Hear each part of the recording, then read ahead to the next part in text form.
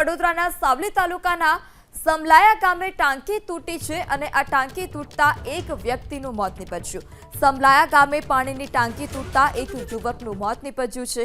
પાણી છોડવા ગયેલા મોહમ્મદ સફી સત્તાર વોહરા નામના શખ્સનું દટાઈ જવાથી મોત નીપજ્યું છે। વોટર વર્ક્સ ચલાવતા મોહમ્મદ સફી પર ટાંકી પડતા દટાઈ જતા તેમનું મોત નીપજ્યું છે। તેઓ પાણી ચાલુ કરવા માટે ત્યાં ગયા હતા અને 4 બાળકોએ પિતાની છત્રછાયા ગુમાવી છે। સાવલી પોલીસનો કાફલો પણ ઘટના સ્થળ પર।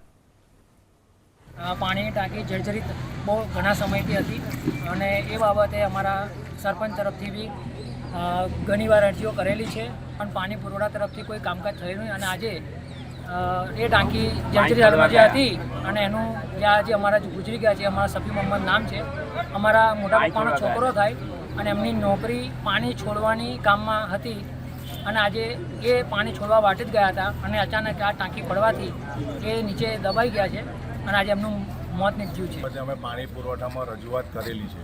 પાણી પુરવઠા જર્જરિત હાલતમાં જ હતી, અમે રજૂઆત કરેલી જ છે।